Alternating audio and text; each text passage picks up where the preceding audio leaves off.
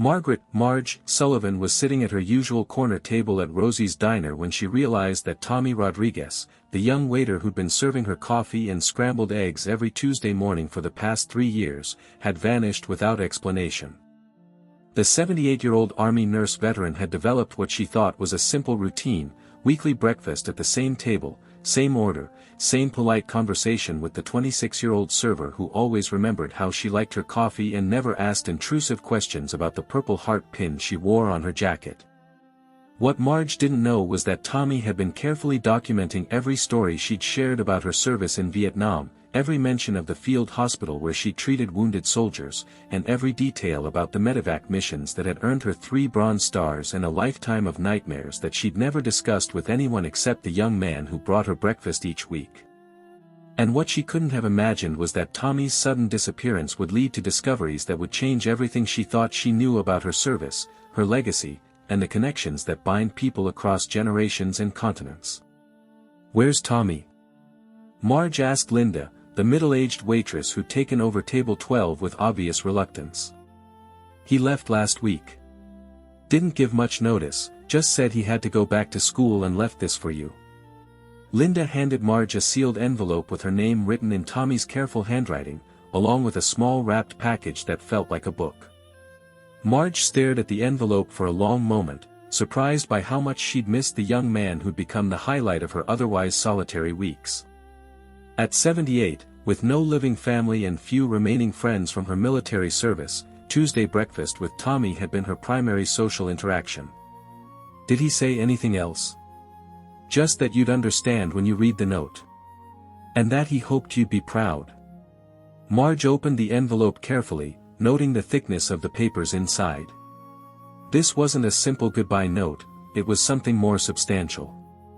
The first page was indeed a letter, written in Tommy's neat handwriting. "Dear Mrs. Sullivan. By the time you read this, I'll be on a plane to Ho Chi Minh City. I need to tell you something I should have shared months ago, but I was afraid you'd stop talking to me if you knew the truth about why I sought you out.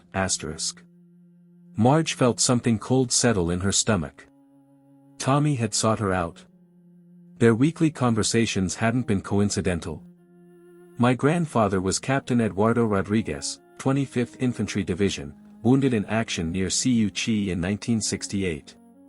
You probably don't remember him, you treated hundreds of wounded soldiers. But he remembered you. He talked about the American nurse who saved his life until the day he died 5 years ago." Marge's hands began to trembling as memories of the field hospital flooded back, endless streams of wounded soldiers, desperate attempts to save lives with inadequate supplies, the faces of young men who depended on her skills and compassion to survive. "Grandfather told me about a nurse named Margaret who worked 20-hour shifts, who held dying soldiers' hands when there was nothing else she could do, who gave her own blood when the supply ran out. He said she was an angel who appeared when everything seemed hopeless."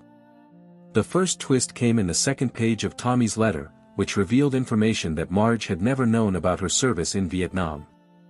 "Mrs. Sullivan, what my grandfather never told me until his deathbed was that you weren't just a nurse, you were running an unauthorized medical aid station for Vietnamese civilians who couldn't get treatment at military facilities. He said you risked court-martial to treat village children and elderly refugees that other medical personnel wouldn't help." Marge set down the letter, her coffee growing cold as she tried to process what Tommy was telling her. She'd treated civilian casualties, yes, but she'd never thought of it as running an unauthorized aid station. "Grandfather said you saved his life twice. Once when you operated on his shrapnel wounds, and once when you convinced him not to give up hope.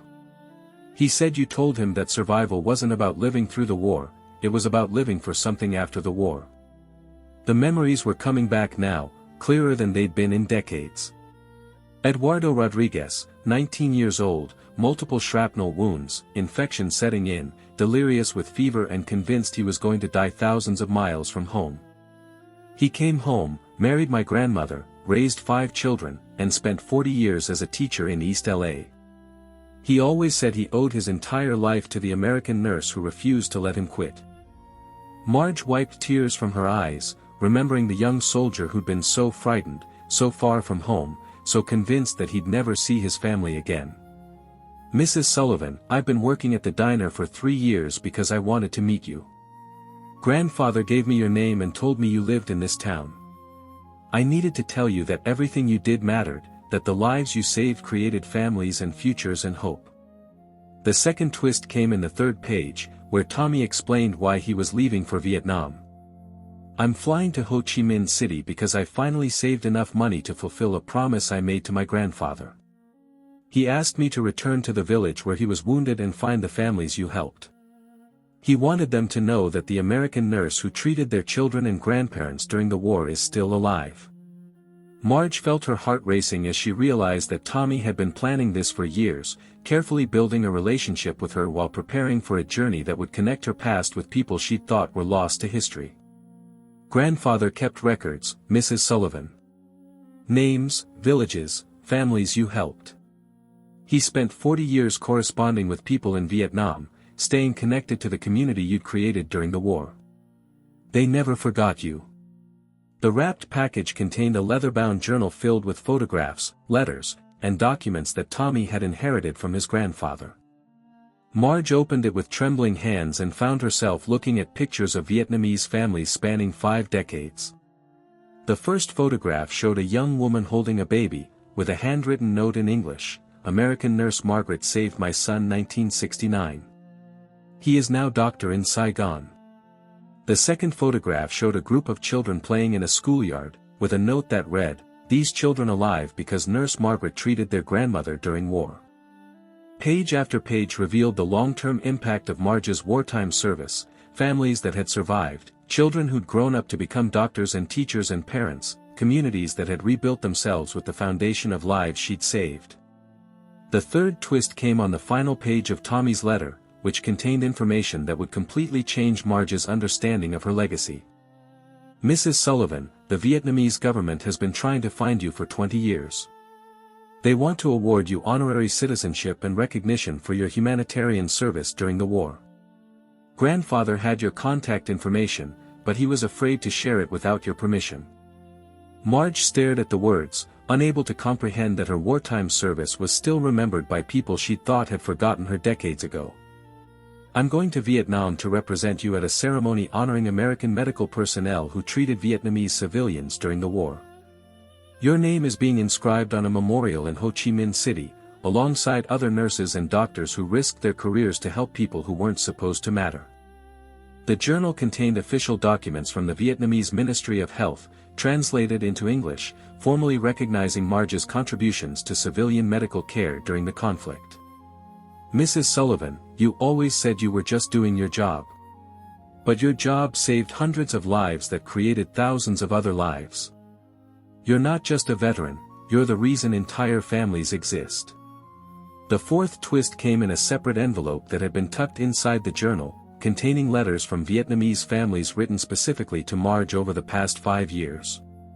The first letter was from Dr. Nguyen Van Duc, who identified himself as the baby whose life she'd saved in 1969. "Dear Nurse Margaret, I am now Chief of Pediatrics at Children's Hospital in Ho Chi Minh City. Every day I save children's lives, and I remember that I exist to do this work because you saved mine first." The second letter was from a teacher named Pham Thi Lon. "My grandmother was dying when you treated her in our village. She lived 20 more years and taught me to read. I have now taught 500 children. Your kindness multiplied across generations." Letter after letter revealed the same pattern. Lives saved by Marge's wartime service had grown into careers dedicated to saving other lives, creating an expanding web of compassion that stretched across decades and continents. The final letter was from the mayor of a village near Cu Chi. "American Nurse Margaret, our village has thrived for 50 years because you treated our wounded when no one else would help. We have named our medical clinic in your honor. Please come visit the place where you planted seeds of hope." The fifth and final twist came 2 weeks later when Marge received a phone call from the Vietnamese consulate in Los Angeles, followed by a visit from a State Department official who explained that Tommy's mission had triggered a diplomatic ceremony that would honor American medical personnel who'd served both military and civilian populations during the Vietnam conflict. Mrs. Sullivan, the Vietnamese government has formally requested permission to award you their highest civilian honor for humanitarian service, explained Consular Officer David Chen. This is unprecedented recognition for an American veteran. Marge was sitting in her small apartment, surrounded by the letters and photographs that Tommy had left behind, still trying to process the magnitude of what his research had revealed. I don't understand why this matters now. The war ended 50 years ago. Ma'am, healing doesn't have an expiration date. The families you helped want to thank you. The communities you served want to honor you. And the Vietnamese government wants to demonstrate that compassion transcends conflict. The ceremony took place 3 months later at the Vietnamese Cultural Center in Los Angeles, attended by over 200 people including Vietnamese American families, military veterans, and diplomatic officials from both countries. Tommy Rodriguez appeared via video link from Ho Chi Minh City, where he'd spent 6 weeks visiting villages and documenting the long-term impact of Marge's wartime service. Mrs. Sullivan, Tommy said from the screen, I want you to meet some people. The video showed him standing in a medical clinic with a sign in Vietnamese and English, Margaret Sullivan Humanitarian Medical Center. Behind him stood dozens of Vietnamese medical professionals, teachers, and community leaders who had gathered to honor the American nurse they'd never forgotten. Mrs. Sullivan, said Dr. Nguyen Van Duc, speaking in careful English, you gave me life in 1969. I give you gratitude in 2024. Thank you for showing us that healing has no nationality. The Vietnamese Consul General presented Marge with the Order of Friendship, the highest honor available to foreign civilians, recognizing her humanitarian service during and after the conflict. But the most meaningful moment came when Tommy returned from Vietnam with a gift from the village near Siu Chi, a small wooden sculpture carved from a tree that had grown on the site where Marge's field aid station had operated 50 years earlier. Mrs. Sullivan, Tommy said, presenting the sculpture at a welcome home ceremony at Rosie's Diner, this tree grew from soil watered by tears of gratitude. The villagers wanted you to have something that connected you to the place where you changed so many lives. The ceremony at Rosie's Diner was attended by local veterans, nursing students from the community college, and Vietnamese American families who'd driven from across California to meet the woman whose wartime compassion had become legendary in their community. Linda, the waitress who delivered Tommy's letter, had organized a surprise celebration that transformed the small-town diner into an international gathering of people connected by one woman's service. Mrs. Sullivan, said Maria Santos, a nursing student who'd heard about Marge's story, you've inspired our entire program. We want to establish a scholarship in your name for students who commit to humanitarian service. 6 months later, Marge found herself serving on the advisory board of the Margaret Sullivan Humanitarian Nursing Scholarship, which provided funding for nursing students who planned to work in underserved communities or international aid programs. The scholarship attracted attention from nursing schools across the country, many of which developed programs that combined medical training with cultural competency and humanitarian ethics. Tommy Rodriguez completed his master's degree in international relations and returned to work as a cultural liaison between American veteran organizations and international humanitarian groups. Mrs. Sullivan taught me that service doesn't end when you take off the uniform, Tommy explained during a university speaking engagement. She showed me that the most important battles are fought with compassion, not weapons. Marge's weekly breakfast routine at Rosie's Diner continued, but now she was often joined by nursing students, veteran advocates, and members of the local Vietnamese American community who'd learned about her story. The corner table where she'd sat alone for years became a gathering place for discussions about service, sacrifice, and the lasting impact of individual acts of courage and compassion. I thought I was just doing my job, Marge often told the students who came to hear her stories. I never imagined that treating people with dignity during the worst of times could create something beautiful that lasted decades. The journal that Tommy had given her became the foundation for a book about medical personnel who'd served both military and civilian populations during the Vietnam conflict, documenting stories of Americans who'd risked their careers to provide humanitarian aid. But for Marge, the most precious gift was the understanding that her service had mattered in ways she'd never imagined, that the young soldiers and civilians she'd treated had gone on to build families and communities and careers dedicated to helping others. Tommy's disappearance had led to the revelation that no act of compassion is ever truly forgotten, that healing creates healing across generations, and that sometimes it takes a young man's determination to help an elderly woman understand the magnitude of her own legacy. The note that had shocked her became the beginning of connections that spanned continents and generations, proving that service to others creates bonds that transcend time, distance, and the artificial divisions that separate people during times of conflict.